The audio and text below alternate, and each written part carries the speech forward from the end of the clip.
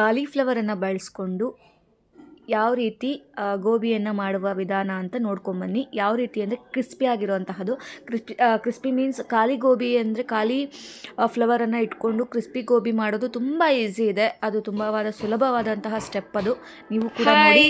ಎಲ್ಲರೂ ಹೇಗಿದ್ದೀರಾ? ನಾನಿವತ್ತು ಕಾಲಿಫ್ಲವರನ್ನು ಮಾಡೋದು ಹೇಗೆ, ಕಾಲಿಫ್ಲವರಿಂದ ಅಂದರೆ ಹೂಕೋಸಿಂದ ನಾವು ವಡೆ ಮಾಡ್ತೇನೆ ಹೇಗಿರುತ್ತೆ ನೋಡಿ, ನೀವು ಕೂಡ ಟೇಸ್ಟ್ ಮಾಡಿ. ಫಸ್ಟ್ ಏನು ಮಾಡಬೇಕಪ್ಪ, ಇವ್ರು ಏನಕ್ಕೆ ಈ ಥರ ಇಟ್ಟಿದ್ದಾರೆ ಅನ್ಕೋಬೇಡಿ. ಫಸ್ಟು ಬಿಸಿನೀರಲ್ಲಿ ಹೂಕೋಸಿದೆ ಅಲ್ಲ, ಇದನ್ನು ಬೇಯಿಸಬೇಕು, ಬಿಸಿನೀರಲ್ಲಿ ಬೇಯಿಸಬೇಕು. ಈ ಥರ ಬೇಯಿಸೋದ್ರಿಂದ ಏನಾಗುತ್ತೆ ಅಂದರೆ ಅದರಲ್ಲಿ ತುಂಬ ಹುಳಗಳಿರ್ತವೆ. ಇದು ಕಾಲಿಫ್ಲವರ್ ಎಷ್ಟು ಆರೋಗ್ಯಕ್ಕೆ ಒಳ್ಳೆಯದು ಅಷ್ಟೇ ಡೇಂಜರು ಕೂಡ ಹೌದು. ಯಾಕೆ ಅಂದರೆ ಇದರಲ್ಲಿ ತುಂಬ ಹುಳಗಳು ಅಥವಾ ಏನಾದರೂ ಸಣ್ಣ ಸಣ್ಣ ಕೀಟನಾಶಕಗಳು ಇರ್ತವೆ. ಅದು ಕಣ್ಣಿಗೆ ಕಾಣಿಸಲ್ಲ. ಸೊ ಹುಳಗಳಿರ್ತವೆ. ಹಾಗಾಗಿ ಇದನ್ನು ಬಿಸಿನೀರಲ್ಲಿ ಯಾವ ರೀತಿ ಅಂದರೆ ಉಪ್ಪು ಹಾಕಿ ಬಿಸಿನೀರಲ್ಲಿ ಕುದಿಸ್ಬೇಕು. ಆ ನಂತರ 1 ಗಂಟೆ ಬಿಡಬೇಕು. ಬಿಸಿನೀರಲ್ಲಿ ಕುದಿಸಿದ ನಂತರ 1 ಗಂಟೆ ಬಿಡಬೇಕು. ಆಮೇಲೆ 1 ಗಂಟೆ ಆಗಿಲ್ಲ ಅಂದರೆ ಒಂದು 10 ನಿಮಿಷ ಬಿಡಬೇಕು. 10 ನಿಮಿಷ ಬಿಟ್ಟು ಆದಮೇಲೆ ನಂತರ ಸ್ಟಾರ್ಟ್ ಮಾಡಬೇಕು. ಅದು ಯಾವ ರೀತಿ ಅಂದರೆ ನಾನು ಹೇಳ್ಕೊಡ್ತೇನೆ ನಂತರ, ಓಕೆನಾ?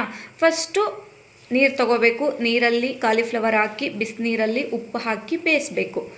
ಓಕೆ, ಬೇಯಿಸಿದ ನಂತರ ಅದರಲ್ಲಿರುವಂತಹ ಕೊಳೆ, ಆಮೇಲೆ ಕ್ರಿಮಿನಾಶಕಗಳು, ಕೀಟಗಳು ಏನಾದರೂ ಇದ್ದರೆ ಆಚೆ ಬರುತ್ತೆ ನೀರಿನ ಮುಖಾಂತರ. ಓಕೆ, ಹೂಕೋಸನ್ನು ಹೆಂಗೆ ಬಿಸಿನೀರಲ್ಲಿ ಹಾಕಿ ನಂತರ ಸೋಸಬೇಕು. ಅಂದರೆ ನೀರಿರುತ್ತಲ್ವ, ನೀರನ್ನು ಸಪ್ರೇಟಾಗಿ ಮಾಡಬೇಕು. ಮಾಡಿದ ನಂತರ ಈ ಥರ ಬರುತ್ತೆ ನೋಡಿ. ಯಾವ ಥರ ಅಂದರೆ ಅಲ್ಲಿ ತೋರಿಸ್ತಾ ಇದ್ದೇನಲ್ವ, ಫುಲ್ ಡ್ರೈ ಥರ ಆಗಿರುತ್ತೆ. ಡ್ರೈ ಆಗಿರೋದನ್ನು ನಂತರ ಏನೇನು ಹಾಕಬೇಕಪ್ಪ ಅಂದರೆ, ಫಸ್ಟು ಕಡಲೆ ಹಿಟ್ಟನ್ನು ಹಾಕಬೇಕು. ಕಡಲೆ ಹಿಟ್ಟು ಎಷ್ಟು ಹಾಕಬೇಕಪ್ಪ ಅಂದರೆ, ನಾವು ಎಷ್ಟು ಗಾತ್ರದಲ್ಲಿ ನಾವು ತೊಗೊಂಡಿರ್ತೇವೋ ಅಷ್ಟು ಕಡಲೆ ಹಿಟ್ಟನ್ನು ಹಾಕಬೇಕು. ನಾವು ಕಾಲಿಫ್ಲವರ್ ಅಂದರೆ ಎಷ್ಟು ತೊಗೊಂಡಿರ್ತೇವೋ ಅಷ್ಟು ತಕ್ಕ ಹಾಗೆ ಹಾಕಬೇಕು. ಕಡಲೆ ಹಿಟ್ಟನ್ನು ಅಷ್ಟೇ ಹಾಕಬೇಕು. ಜಾಸ್ತಿ ಹಾಕಿದರೆ ಅಷ್ಟು ಟೇಸ್ಟ್ ಬರಲ್ಲ ನೋಡಿ. ಕಾಲಿಫ್ಲವರಿಗೆ ಈ ಥರ ಹಾಕಬೇಕು. ಕಡಲೆ ಹಿಟ್ಟನ್ನು ಹಾಕಿ ಅದನ್ನು ಎಷ್ಟು ಬೇಕೋ ಅಷ್ಟು ಹಾಕಬೇಕು. ಓಕೆ, ಜಾಸ್ತಿ ಹಾಕಬೇಡಿ, ನಾನು ಹೇಳ್ತಾ ಇದ್ದೀನಿ ನೋಡಿ, ಜಾಸ್ತಿ ಹಾಕಬೇಡಿ.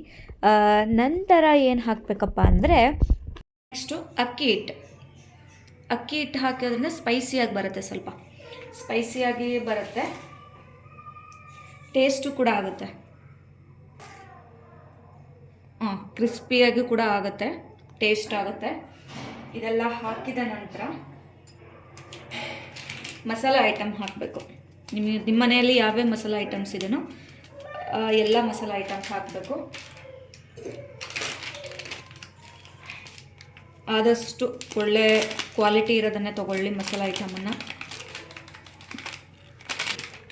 ತೋರಿಸಲ್ಲ, ಇದು ತೋರಿಸ್ಬೇಡ.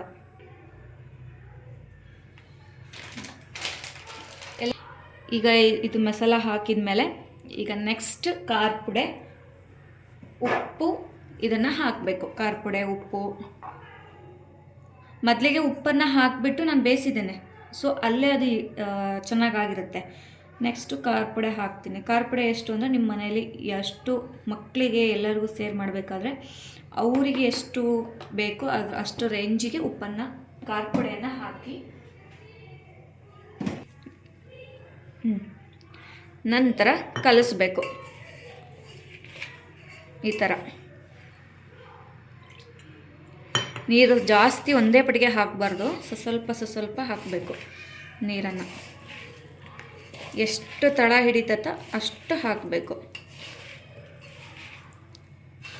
ಜಾಸ್ತಿ ನೀರು ತಳ್ಳಗೆ ಮಾಡಿದರೆ ಏನಾಗುತ್ತೆ ಅಂದರೆ ಆವಾಗ ಅದು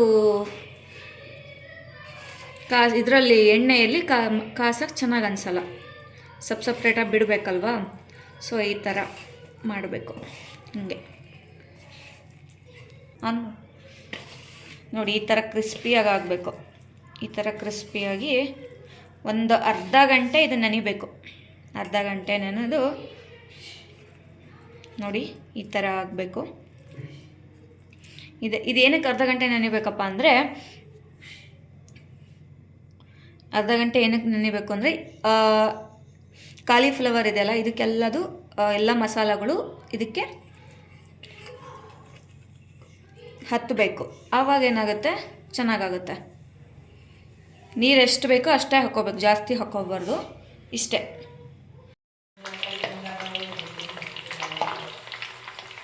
ನೋಡಿ ನಂತರ ಈ ಥರ ಮಾಡಿ ಒಂದೊಂದೇ ಬಿಡಬೇಕು.